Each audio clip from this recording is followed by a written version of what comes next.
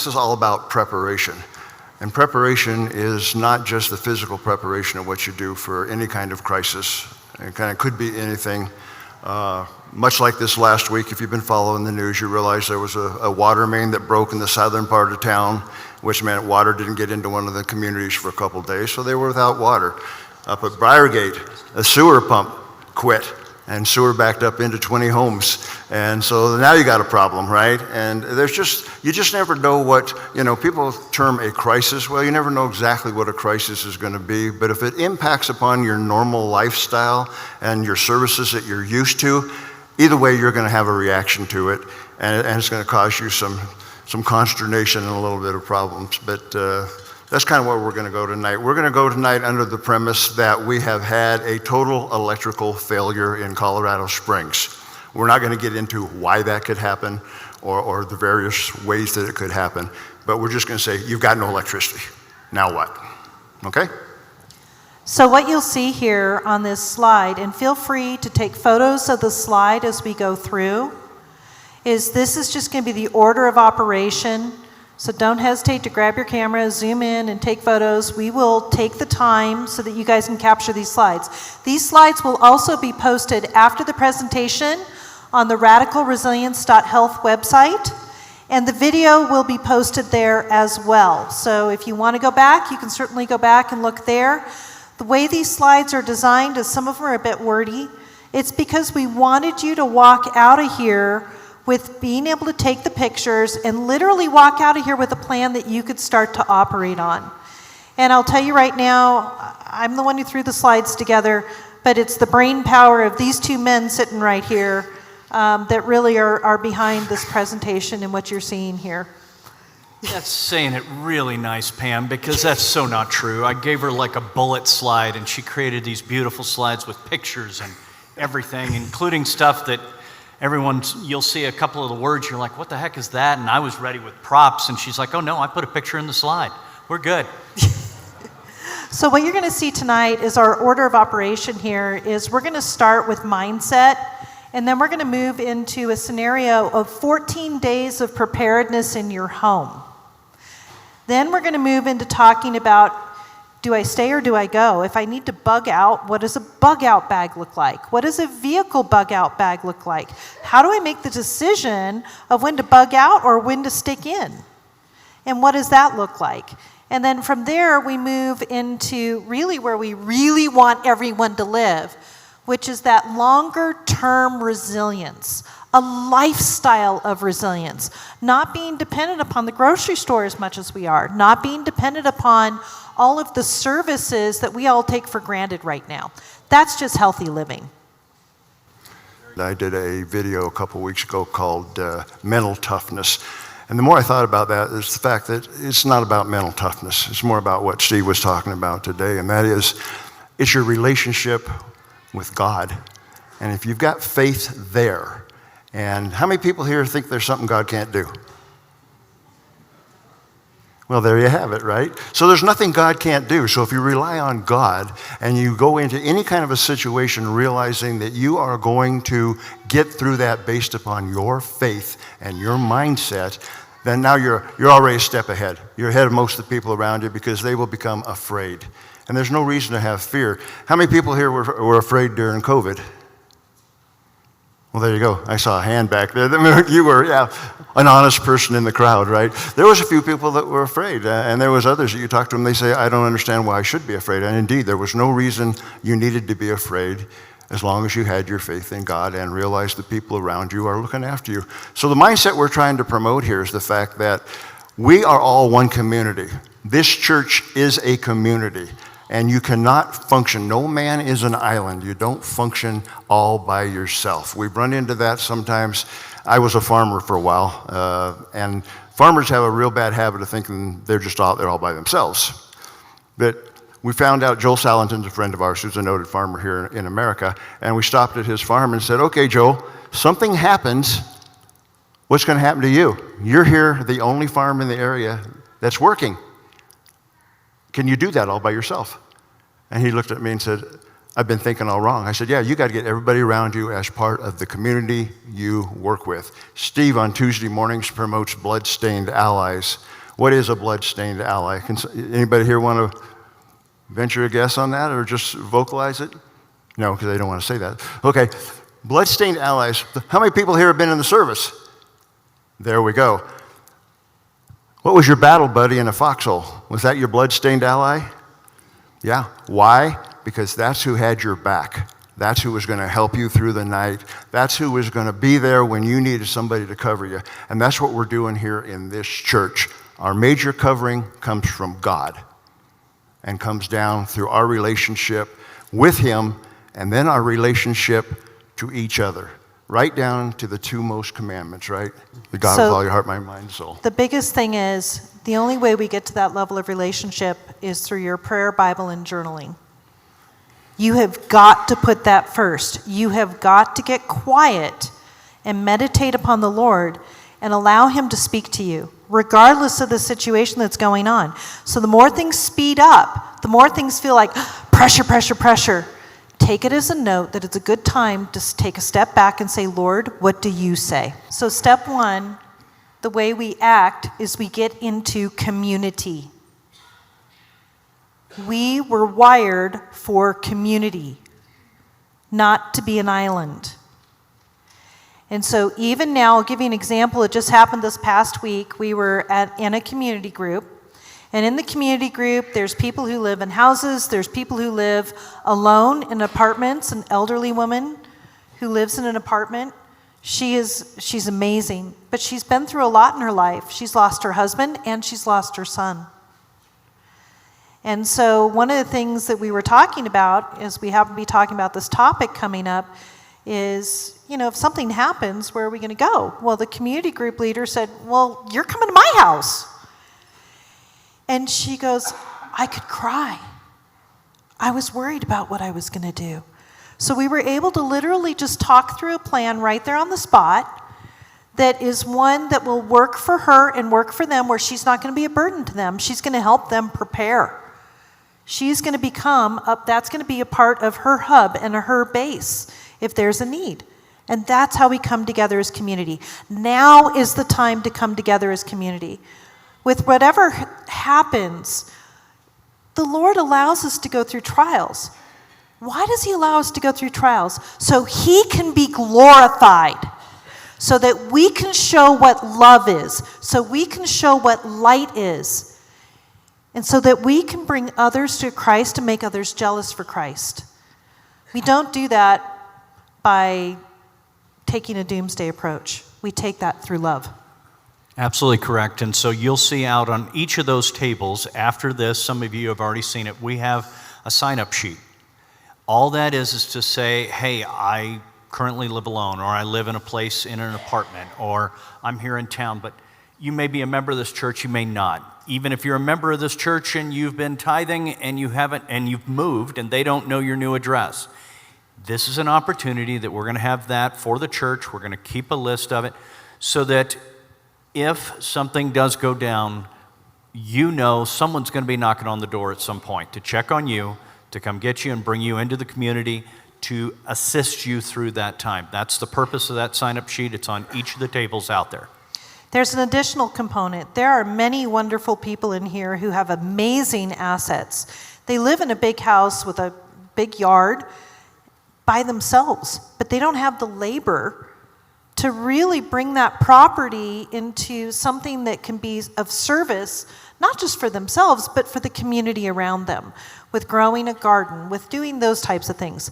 This is an opportunity now to say, hey, I'm one of those people who could, who would love to have someone come alongside that I can do life with in some of these areas, and I could actually be a resource to help support others. So this is how community comes together.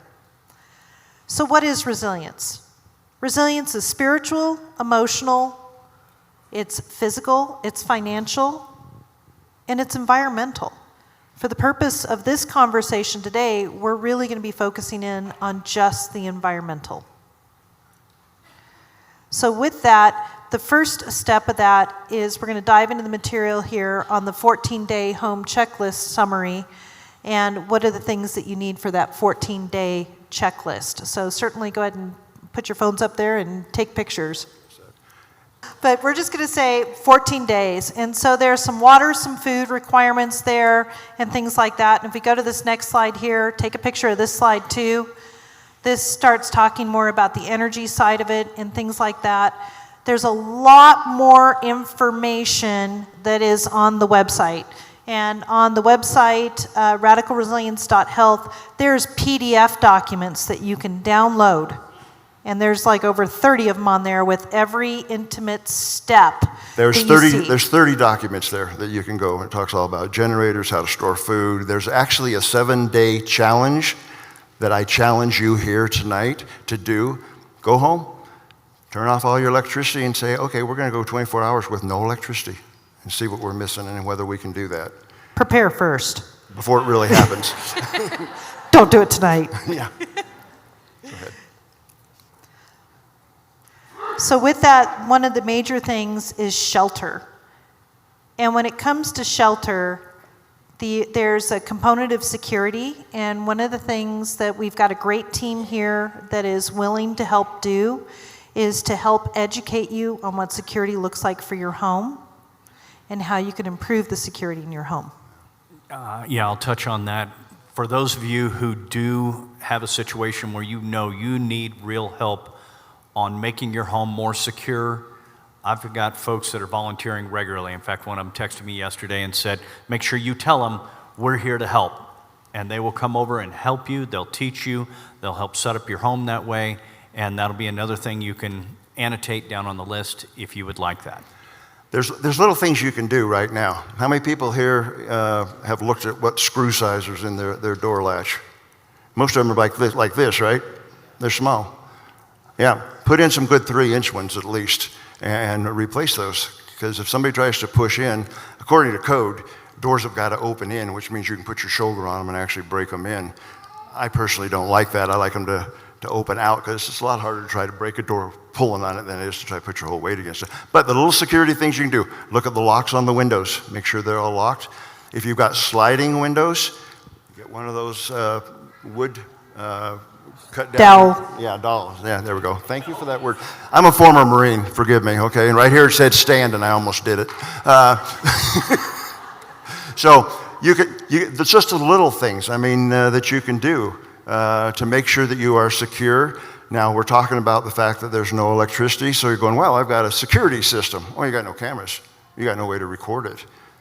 So it's up there. I mean, and everybody who comes by, even if they see the cameras, are going to say, there's no electricity, I know it's not working. So that's not going to help you. It's the physical things that you're going to do with reinforcing things and going that way. Same way with lights. You know, if you turn all your lights on and you're running your generator outside, there's ways to get electricity. You can have solar, or you can have a generator, or you can have some other means of getting electricity. And we've got all those different means right up there and on the website. If you look at a couple of these pictures up here, just to give you an idea of what we're working with. That way. One of the things that's up here. Yeah. Oh. One of the things that's up here is the candles. And if you look at those candles, this big one here, actually, those 3 candles will burn for 12 hours and actually generates enough heat to heat a room. Okay, so yeah, pretty good option, right? And like this right here, this is a solar power generator, right? So there you can go ahead and power some of your equipment and things like that. We've got little lanterns like here. See this little crank? You can crank that thing and generate electricity. So you can go ahead and power some things just for, a little bit, like, assuming you still have cell tower service possibly. How many people have generators? Raise your hands. Good. Awesome. Are most of those hooked up through a switch, or are they just ones that you're going to go to, turn on, and run the cable out and plug into because most of them only have 2 to 3 cables that you can plug in. If you're going to plan on running your house, and be selective about that, then have an electrician do the proper job, please. The other ones are called fire switches, and that's because if you're running a generator and you hook it up wrong, it can catch your house on fire, and that's just not worth it and not what you're trying to do. So look at how you do that. The other thing is, if we get into a situation that lasts a little longer than just 14 days, we now know that we're in somewhat of a crisis that could get a lot longer, which has other implications as far as food and how people react and those sorts of things. You don't want to be running that generator all day long so people can hear it, and you have lights on in your house and nobody else in the community does. Yeah, we like being a light on the hill, but not during that time. Yeah. Because if you're the only one in the neighborhood and your home is glowing bright, expect visitors. It's like moths to a flame on that one. So be wise about that. Realize that to get your fridge or your deep freeze to stay cold and everything in it to stay cold, no more than 2 hours a day. That's all that's really necessary. Yeah. So those are things that we haven't always thought about, but we're touching on these lightly. Again, not to make anybody afraid of any of it, just to give wisdom on how to plan, how to think through this. So keep going. And when it comes to the food part, there's lots of options there for cooking. And if you see that little camp cook stove that's there, it's literally just right here. Here's the cool thing about it. Those can literally be put in the back of the car and go anywhere. Okay, they can also serve as a pretty decent heat source. One of the things that we looked at is with, if you have a chimney, it might be a really good idea to have a heat source besides gas in that, go back and have a chimney that actually can serve your home again, right, with a proper wood fire. Because that's something that you can actually do. Code is against that these days, but yeah, there are some ways to do that, and we'll cover that separately, I think, because that is a brilliant idea. All right, what other things did you want to cover on this? We've got some hygiene components there. If just as far as you have to be thinking about whether or not you have a septic system or you hooked up to a sewer system. You've got the ability to cook with solar, so you have all of those types of options there that are easy to use. Heating and cooling. This ends up being a big one for people. Fortunately, here in Colorado, cooling's not too terribly difficult for us, but heat can be an issue. But that's one of the things that here in Colorado is kind of really interesting about Colorado. You all know how the weather around here is so predictable, right? I mean, one day it's warm and it's going to be warm the next day. Not in Colorado. So heating becomes an issue. There's a rule of threes out there that says basically for general planning purposes, you want to have, you can last about 3 hours out in some of this negative weather we run into here in Colorado. So you need shelter. Everybody that camps, everybody that goes hunting, everybody gets out. The first thing they establish is what are we doing for shelter for the night and getting us out of the wind and out of the cold and being able to stay warm. Good sleeping bags, also those things. Here, for cooling, you may have to just put blankets on your windows and things to keep it from the heat coming through. There's a thing out there called reflexive, which is an aluminum covered bubble wrap basically that you can tape in the windows. And it holds light in, so nobody sees you got your lights on, and it keeps the heat out. So those all work really, really well. Heating is a real problem in the sense that you're going to run out. You got to look at the fuel source. If it extends beyond the 14 days, you've got to look at the fuel source. Where am I getting my fuel from? If you're working and got like a lot of people do, they're coming off of big propane tanks, then you're going to be able to last for a long time. If you're coming off of a service that's provided by the state or by the city, those things will probably stop. So now you've got to look at an alternate heat source. Good news about that is even in something as simple as an apartment type structure, there's a really cool option right here where you can even take tea lights and terracotta pots and you can heat a bedroom with even something as simple as that.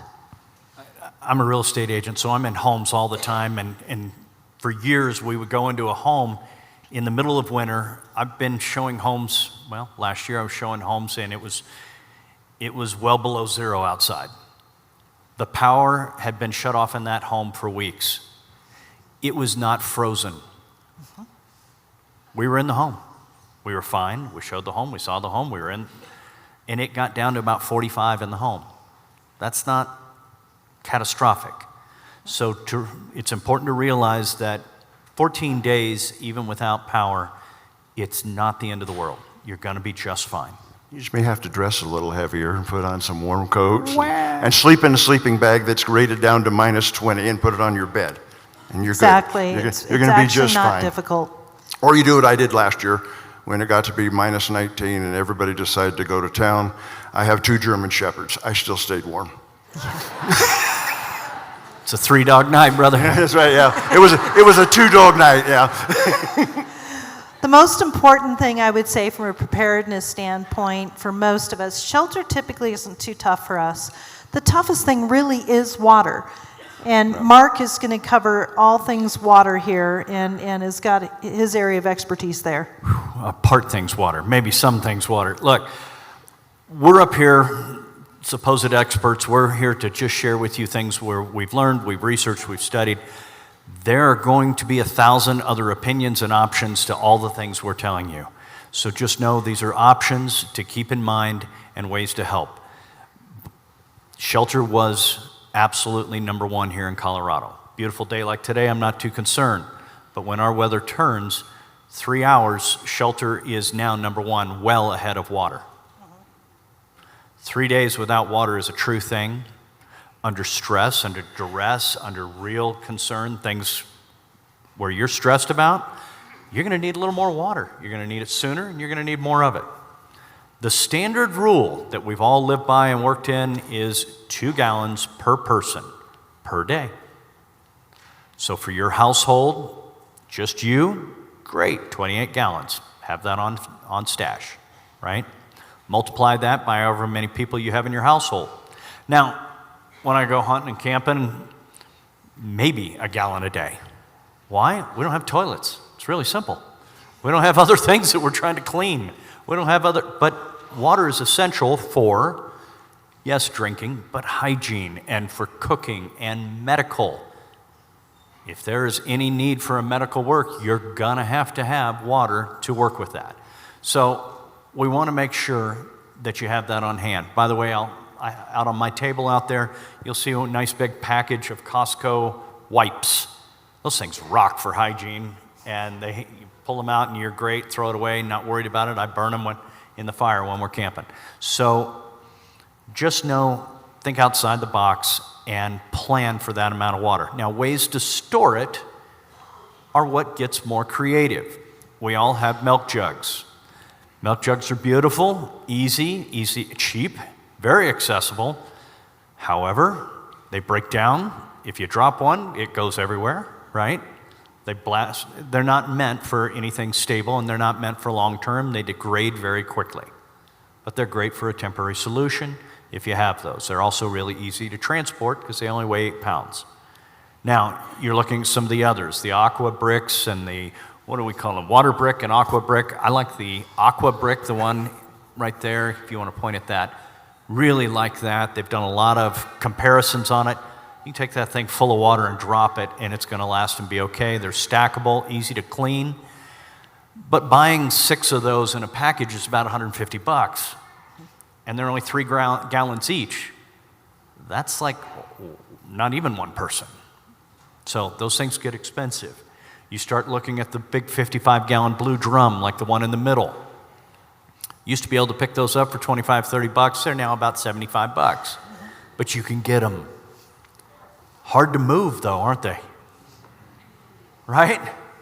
Really hard to move. And please make sure you clean it first. Sanitize it first. Fill it up. Since right now is the prepping time, fill it up with a white hose. Use a water filter on it. Fill it up. Now you've got 55 gallons of good water that you can use. Now the next one up there is a bladder. They make those everything from 30-gallon, I've seen up to 260 gallons. That'll fit in a large truck. If you got an F-250 with an 8-foot bed, grab you one of those, have a buddy with a well, you're good. But it weighs over 2,000 pounds. You might want a 3/4 ton. Right? But it's a really good way to transport water. Okay, it'll work well for that. Last one over there is a rain barrel. For the longest time in Colorado, that was illegal. Thankfully, somebody got smart on that one. Rain barrels really work well for both runoff of snow and rain and to trap that. However, it can freeze. So, it's a great tool. I highly recommend them if you don't already. And those are actually $60, $70 now, if that. So, purification. What's essential to note is I just listed off all those beautiful ways to store water. But even still, you're probably going to need, especially in those big blue jugs, you're going to need to purify it before you drink it. If it's been sitting in your garage as long as mine has, Lord help me, it's going to need to be purified before I drink it. Everything from tablets to life straws to, were we allowed to say Berkey? They got all in trouble, didn't they?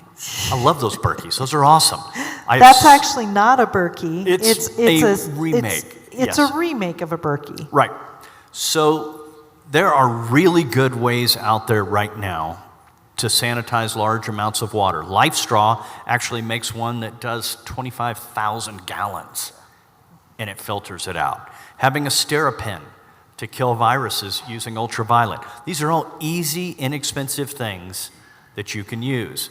The what is that brand? They call it, Aqua Mira, is a two-part system that I really like. It's a little slower, it takes some time, but it also does a really good job of creating hydrogen chloride. Exactly, which we can Dichloride. use. Dioxide. Chlorine dioxide. Chlorine dioxide. Thank you. I knew you'd know it. Chlorine dioxide can be used for all kinds of fantastic things other than just treating your water. It is awesome, and it's being used all over the world. People use it to help things like, oh gosh, wasn't that COVID down in Africa that they were using it for? How about that? It's There's fantastic. an entire book on it. I will tell you, it is a fabulous tool when used appropriately. Make sure you get well educated before you go diving into that. I have dealt with some people who've kind of hurt themselves. Before all the other stuff came out, I was using it for COVID, mixing up my water bottles, and yes, Yeah. it can upset your stomach. Yes. But it is fantastic for purifying your water and helping that scenario. So we'll keep moving on. All right, finding water. Let's assume you put away 28 gallons for the one of you, and now we're out. Where do we go find more? How do we do it? Well, part of us having community here is we're going to have a list of who has wells, who has a way to get water to you. How can we come check on you? And you can say, hey, I'm down to my last 5 gallons. I'm going to need more water. We're going to try to help with that. That's part of community. That's part of us building that resilience long term and being able to do a good job with it. Now, for those who don't know, this is a silcock. You see that up there? Every commercial building that's been built here in the last 20 plus years is required to have this type of connection on the outside of the building that runs it. They use it for fire safety. They use it to turn on and off hoses. You can hook up a hose to it and turn it on and off with this right here in every building. Now, wait a minute, the water's shut off, right? There's water inside that building and in all those lines. It's a great place to get water, especially if you're on the move. But it is essential to note every river, every stream, every lake, every swimming pool. I don't care if you're taking things out of a puddle. Once things do change, once that happens, if that happens, God forbid, everything better be clean before you drink it. Do not ingest water out of somebody's pool. Don't even take water out of a lake without it, because everyone else will be sending all their stuff downstream. Okay? All right. Giardia is a real thing. Yeah, it's always- The other You thing I'm thought going you to were say, dehydrated before. You get Giardia, you're going to feel some dehydration. yeah, exactly. The other component I'm going to say is, who here has a well? Just hands up. Okay. Anyone in here who has a well, I'm going to really encourage you to learn how deep your well is, what your static water level is, and then put an alternate pump system. We've got simple pumps here, right outside the door. Learn what you can do to put either a manual hand pump, solar-powered pump, so that you can get water out of that well if there's no electricity. And those of us who have wells, we're in a position where we can really be a help to each other in the community. And that's one way we can serve. Yeah. We've had this discussion a couple times on security, and that was we're all going to go to Steve's house because he has a simple pump, and we're going to go get our water from him. Right? But the problem being with a lot of that is that the bladder and also the bigger areas, we can pump into like a 300-gallon tank and put it on the back of a truck and then deliver it to a known area. We do not want to, if that ever happens, come to your house. Because we're going to, once you do that a couple times, security-wise, people are going to start seeing water trucks going by. Don't worry about that. And so we'll have to work that all out, but we're working that, and you'll all be a part of it, especially if you can be part of the suppliers. So this next piece is the piece that everyone's been waiting for, because we're always all about the food, right? We're all about the food. But here's something I want you to be very aware of as you are preparing to do your food storage. There was 2 fabulous studies. This book up here is the one book I recommend that everyone get. It's only $8. You can get it on Amazon, and it is an absolute tome of information written by Ellen Davis. Here's the really cool part about it. Ellen Davis didn't just write for nutrition for food storage purposes. She also was way ahead of the pack on doing a metabolic approach to cancer. If you eat the way Ellen's talking about, you don't get cancer. So there's multiple benefits to the food style of eating she talks about. Well, she does in chapter 1 of this book a fabulous thing talking about 2 different studies, the Key study and the Yudkin study. And what they did is for 12 weeks, they restricted people down to 1,500 calories. Okay, 1,500 calories. And in the Isn't one... that just a Happy Meal? I mean, that's... Well, you know, it's interesting you say the Happy Meal, because the reality of the Happy Meal is the Happy Meal really is pretty much low protein and fat, high carb. And so what happened is they took these, at the time, these are people who didn't want to go to war. They were men who were conscientious objectors. So they said, okay, fine, let us do a study on you. For 12 weeks, this is what we're going to feed you, and let's see what happens. Well, they fed them really well for a period of a month. So they had them plussed up optimal, and then they put them on this diet of pasta, bread, turnips, potatoes, low protein and fat, high carb. Here's what they saw in the mental: impaired concentration. And by the end of 12 weeks, these people were getting psychotic. But we're not scaring you, so don't go. What I'm saying is nutrition matters. It really matters. Think about what we're seeing in the population today. I don't know about you, but I see a lot of people who are depressed, anxious, irritable. Do you think that maybe we have a little bit of this going on already? Yes. And we're not even in a scenario where we're being limited yet? In comparison, the Yudkin study, meat, fish, butter, eggs, cheese, leafy vegetables, no root vegetables were allowed, fruit, pasta, rice, or bread, none of that. So it was low carb. 12 weeks on that diet. People found that they felt better. And they self-limited. They weren't forced to eat only 1,500 calories. They could only have 1,500. They chose to self-limit down to 1,500 calories and felt better. When we eat nutrient-dense food, we don't need a ton of calories. It's all about the density of the nutrition. And so it's a fabulous study. It's in that book, and I really encourage you guys to take a look at that. So based upon that, and this is also a direct lift from that book, here's what I would encourage you to look at including in your food storage. And yes, it's a little small. It's all in the book. You guys can go out there and take pictures of the book if you want to. But what we really see is in the area of the fats and oils, it's the tallow, the lard, the ghee, the butter. And here's the part that I found that was absolutely delightful. It was how long it was actually shelf stable. So if you learn to run a rotating food pantry, and that's not hard to do, you could literally have 90 days of food storage very easily and never even come close to any of this stuff going bad. If you are vegetarian, coconut oil, avocado oil. Excellent sources of fats there. Coconut cream, another good source. Stay away from the vegetable oils. Okay? The polyunsaturated fatty acids. So this is all of the things like your canola oil, your vegetable oil, your safflower, your sunflower. Those are not your friends. Those will make you ill over time. And there's a lot of direct correlation now to type 2 diabetes, what's known as type 3 diabetes, Alzheimer's, coming off of those types of things. When we get into the proteins, the really neat thing here is we can do things like canned fish, meat, 1 to 2 years in a cool, dry, dark place. Beef jerky, sardines. I cannot say this enough. Yeah, sardines are amazing because we And need anchovies.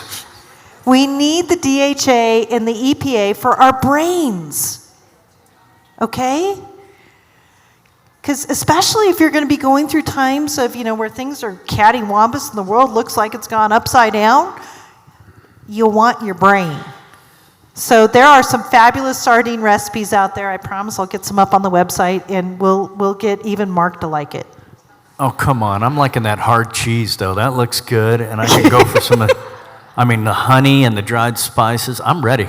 In fact, I'm hungry. What time is it? Yeah, exactly. I actually saw a prepper's manual that said go to the stores and buy Post-Tarts, and all this sugar stuff for the first 2 weeks. It's like, are you kidding me? I mean, it's going to kill you. Now, here's the one thing most people don't think about that's on that list. Salt. Salt. Salt stores indefinitely, and it's a phenomenal mineral salt. So I'm not talking the Morton's iodized salt. I'm talking salt that still has the minerals in it. So look for things like real salt. And by the way, switch up your salts. You're getting different mineral contents in your different salts. So just, switch it up, have a variety. Have some Himalayan salt, have some sea salt, have some real salt. But what we found is that people need a lot more salt than what the standard American diet is trying to, encourage us. Right now they're trying to get us all off the salt. We need to get on salt, but we need to get on the right salt, salt that has the actual minerals in it. So those are some of the things right there. Other than that on this list, we all need to have some comfort food. You notice that chocolate and honey are up there. By the way, dark chocolate's high in magnesium. So that's another little added benefit there. And then lastly, I'll tell you, think about electrolytes. Think about storing some electrolytes, some potassium chloride and things like that, because you might be working more and sweating. Well, a lot of the dehydrated bananas, and I've seen those in the cans and different packages that you can do. It's right there with the nuts, things like that. So yeah, absolutely. So Probably the best way to store food we've come up with is, at 14 days, you've already got your generator, you've got your freezer, you can run all that, and you've probably got enough food between that and what you've got in the cabinets, you're going to be fine. And if you're not, then there's somebody there that's got enough that they can share with you. Over a long period of time, we need to go back to the old ways of doing things. The salt-cured meats, canning. We need to teach canning classes and get everybody canning, because canning will last 2 to 3, some of them even up to 5 years. And you can have canned meats and canned beans. Where's Leo out there? Where is he? I saw him. There he is. There he is. Yep. He was just talking to me about canning meats, and whoa, baby, sounded good. yeah, and learn to make pemmican, things like that. And the other thing is fermentation. Fabulous way to get vitamin C. One of the biggest things we're seeing now is people are having issues with microbiome. So learning how to do things like ferment right now, learning how to do things like sprout, these are all things that are a little bit later on in the presentation, but they're fabulous ways for longer term purposes. Medicine pantry, this is a big one. In your emergency medical pantry, allopathic style, there's 145 items in it. Okay, this list is way too small. I don't expect you guys to be able to read it, but you'll see there's a QR code there. I will be putting the medicine pantry online so that people can look at that. The other thing I'm going to say is there's items that we can purchase and store. What I really want you to do later on, okay, just start thinking this way. Think about the things that you can grow, your kitchen garden. There are so many herbs and things that, I can give you the tools now to show you how to learn to use some of that stuff so that we can move more long-term in our thought processes there. This is the other big thing I would say, is learn from those that go before us. And what you're seeing here is a presentation that was done over the last 2 days by Children's Health Defense. And it's talking about what's happening to the food systems. It's talking about what happens to the farmers. Any of you who want to deep dive, this is a great site to do that deep dive on. And in there, you'll see that food liberty is essential for all liberty. Get to know your local farmer now. Okay? There's just some really good resources there. I want to address one more thing. How many people out here are on prescriptions of some sort? I don't want to know what, obviously, but you're on prescriptions. Should we have power go down, even for 14 days, those things slow down, the access to them slows down. You can go to your doctor, if you're only getting 30 days prescription filled, boost it up to 90 and have that on hand. So you at least got a 90-day fill. So change the amount that you're getting so you have that on hand medically if you need it. And besides having 90 days on hand, I want you to learn more about your particular prescription and to figure out if it's something you really have to be on or are there alternatives out there. I've been helping a lot of people lately get off blood pressure medication. That's one of them who used to be on blood pressure medication. There are alternatives, people. Absolutely. One thing is a lot of times it's a magnesium deficiency, so starting there. Also, there are some herbal blends that are out there that are really helpful. Here's a quick one for you guys. There's a product called 7 Flowers. Works beautifully for blood pressure. And then also prayerful meditation. What is at the root of it? Is an emotional thing that's going on there. And if we work through some of those things, you can get off those meds. Now that I've talked to you about blood pressure, let's hope that Mark doesn't raise your blood pressure with this slide. Yeah, so they gave me the hard one here. So let's talk for a minute. And again, there are experts in this room. We're kind of laying this out here as a level 1, worst case scenario. We want you alive, and we want things moving forward. I want you safe, and I want you secure. There are guys in here that are going to completely disagree with what I'm going to say. Please forgive me. We're giving our best guess, best knowledge, best study, best research of what we've done on this. So, that said, how many work outside the home? Okay, at least half. And of that, how many you're driving to work? Average right now is 12 to 15 miles from home. Sound about right? Some of you are 2 miles. We always try to be close to work. You're officially at work roughly 8 hours a day. That's a third of the day. If something were to go down, and the whole point of this entire discussion tonight is the power completely goes out. For whatever reason it is, the power is gone. Now what? Do you stay? Well, where do I work? Am I at Costco? Not bad. Am I at Shields? Even better. But where am I? How far am I from home? What's my capability of walking? Do I stay or do I go? For 2 weeks. Is this someplace that I'm at right now that it makes more sense for me to stay where I am right now? Or do I need to try to get home? Now, our very first response is, I want to be home. Want to get home? Home's where? Secure. Sometimes that's accurate, sometimes it's not. If I work out in the country, do I want to come back into town? Probably not. But I want you to think through that now, before it happens. Before there's a problem, I want us to think through what is the best thing for me and for my family. And so, do we stay or do we go? How far do we have to go? What's the weather out right now? What other things? We've got to look at, how long is it going to take me to get there? Is it 8 o'clock at night already? And I'm not going to get home till midnight? Is it better to hole up tonight and go first thing in the morning? Think through those things now, please. Because under duress, we make dumber decisions. So,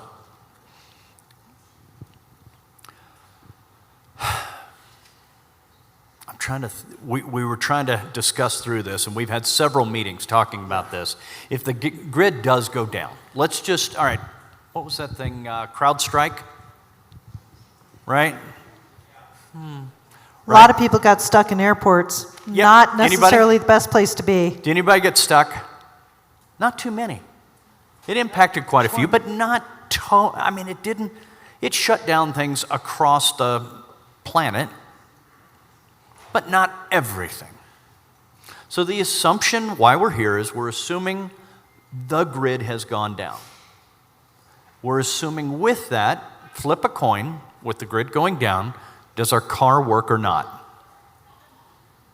All right, just please, not to scare anyone at all, what that might mean is an EMP of some sort, and that's electromagnetic, typically from the sun, different things like that. For whatever reason, your car may not work, and there's no power.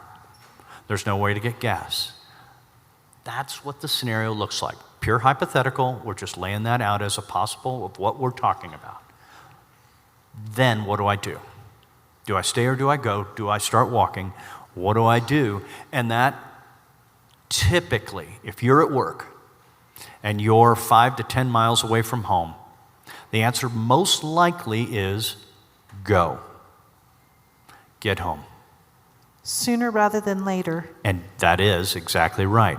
Your first 3 hours, people are trying to figure out what's what. There's a little bit of shock. There's a little bit of confusion.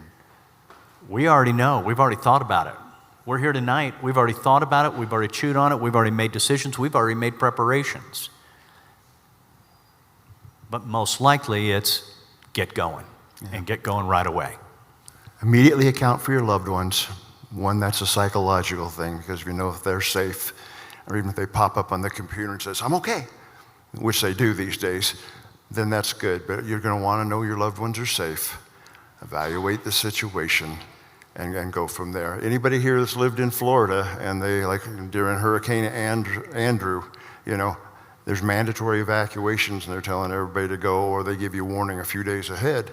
Everybody heads to the road. That's not a good time to go, because everybody's out there, and next thing you know, you see the news truck showing all the stuck people on the road and the stuck people in Colorado in the snow.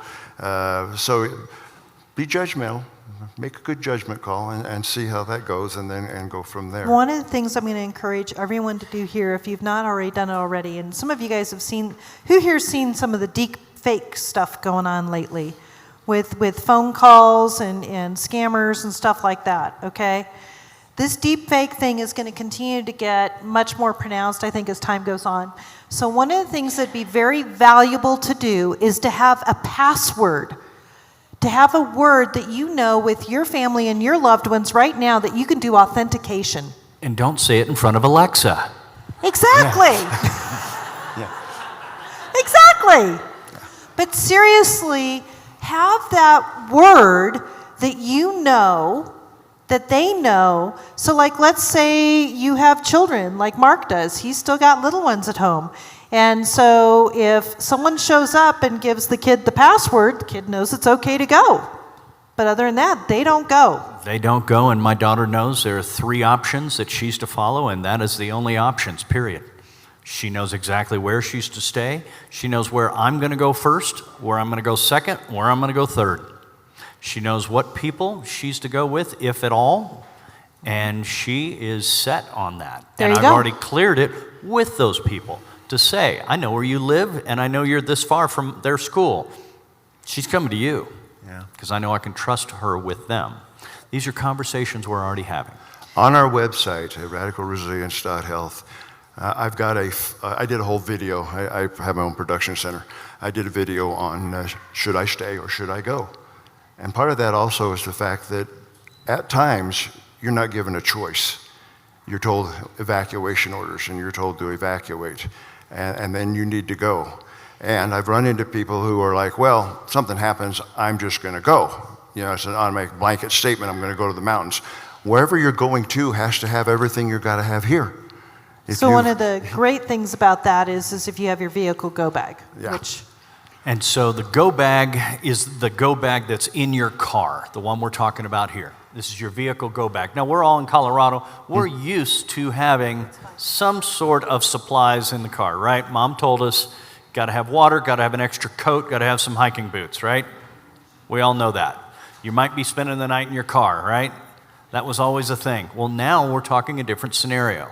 And having a bag or a backpack or supplies in your car for the purpose of go.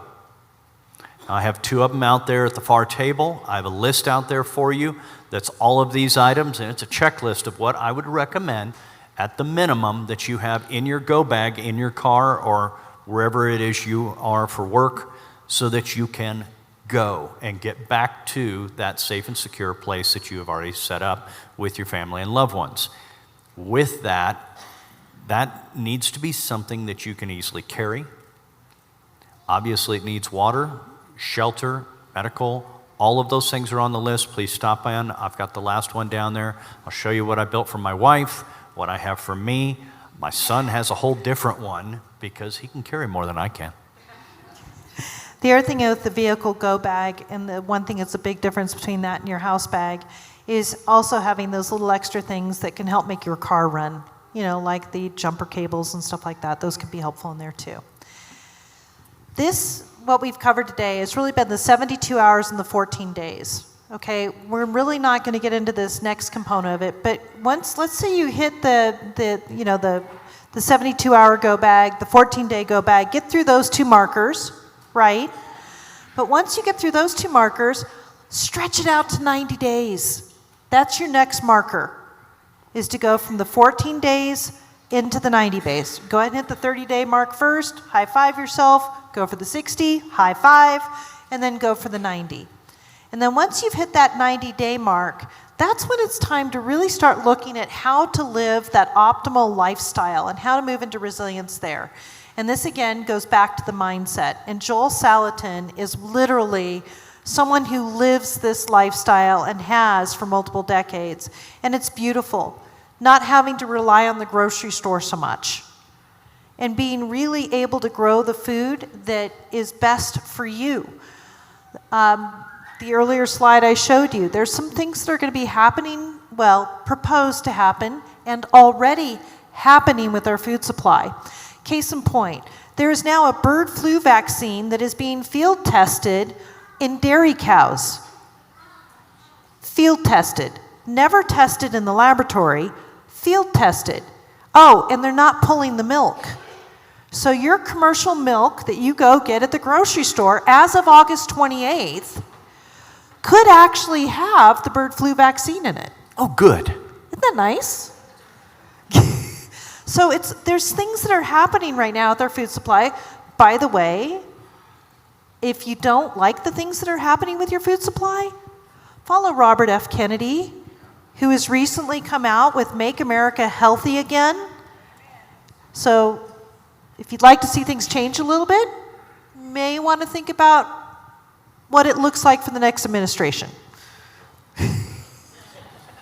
Step 2, take action. Figure out how you can grow. There's a beautiful example of a hydroponic grow tower out there. There's some benefits and advantages to that. There's some disadvantages to it. There's also grow towers that have soil in them, that have worms in them. Little easier to use you don't have so much reliance on the electricity side of the house, but there's pluses and minuses. So look at what's out there and what options are going to work best for you. We have a table out there with Susan Kennedy on gardening and think about cold frames. Think about things like hoop houses. Think about things like, I've got room to have chickens, rabbits. By the way, 4 rabbits can produce enough protein for a family of 4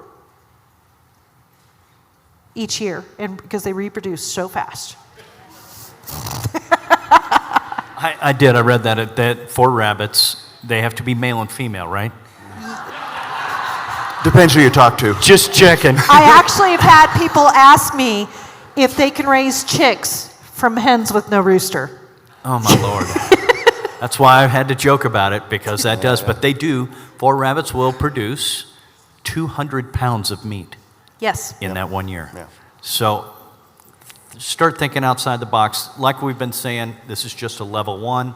This is just trying to give you a list of things to work from. If you want to go beyond this, Lord, there is a whole world out there of what you can do.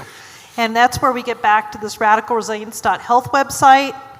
We have got things on canning, we've got things on fermenting, we've got things on food storage. By the way, Azure does a fantastic job of educating about how to live in a food storage mindset. And they do beautiful videos talking about how they put up food and stuff like that. How many are getting shipments of Azure? Yeah, we got a few people in here. Azure delivers out here once a month. You've got a whole month to make orders. They deliver right here in the parking lot. Last month we delivered 8,600 pounds of food. It was $12,500 worth of orders. We don't get or see any of that. I just keep track of it all to see how we're doing. There was 45 families out there getting food to put into their storage. And if you look out there, you can get buckets from them that are sealable to put the grain in and all that. They have everything you need to do to have a pantry that's going to last a long time. Now, here's the really cool part. Colorado Springs, I found out, is one of the largest drop sites in the country. We run neck and neck to be the largest drop site. So what does that tell you about our community? There's some good news there. We have a community that does have more of this type of mindset. So there's really good news there. And then the last slide is talking about the communications component. Make sure you stop at the table out here to see Roger and to start learning about communications. We're looking at having, if there's enough interest, classes on communications. You can learn about Baofeng radios. You can learn how you can be, set up and be one of the locations for relay station components. All of that is there on the website. So the top part up there talks about planning, and that is get together with your family, get a plan of action, and put it all together, talk through it with who's going to execute the plan of action. But sit down and work through it mentally, and do a good plan, and go from there, because you're gonna need one, and everybody feels better once you've got a plan that you can work from. Right, and your website can help with that. We can help with that. Come up and talk to us anytime. You can reach out to us, and I have a whole slew of guys that are absolutely, in fact, when we met and talked about this 3 years ago, there were a couple hundred people in the room, and they wrote down, hey, I'm an expert on canning. I'm an expert on gardening. I've raised, 200 pounds of rabbit this year. That expertise is in this group, and it's in this church. So we want to build community around how to be prepared so that we can shine the light of Christ. And if any of you are intimidated, one of the most beautiful little examples of preparation, starting from, virtually nothing, is, believe it or not, someone who was 19 years old. They're sitting in this audience right now, and they did the most beautiful example of starting a garden, rabbits, and chicken. All on 1 acre. We can't get her to stand up, but I've Not got to her on call film. her out, Natalie Schmidt. Please stand up. Come on. Wave at everyone. And Natalie is a phenomenal resource for all of us to learn from. I'm kind of gently been kicking her to go out and start doing consultations on other people's lands. I've been telling her that people will pay her to show them how to get started, because she has done just some phenomenal work. And by the way, many kudos. We couldn't have done this without Peter Schmidt's help to put together this entire website. So thank you so much for Peter. That has been a labor of love that Peter's been very helpful with. So thank you for that too, Peter. And our long-range plan, through all these slides you've seen, is that we plan to make you all proficient in all the areas that you want to learn to be proficient in. We're going to organize classes. We're going to get people who consider themselves experts to do those, because we all kind of have blind spots. But we're going to try and move forward with that as best we can and get everybody basically calm and happy about where they're at in life and not feeling afraid of anything else. You said you were about to say something, but no. Well, Okay. the real key to all of this is community. We're not to be experts on everything. No. We're to work together, and we're to be a team. And when things happen around us, the real answer is, are we a light to others? Are we showing love to other people? And literally, as hard as COVID was, it was actually a big blessing because it really did bring us much closer together as a community in this church. Let's continue to build on that. So thank you so much for your time.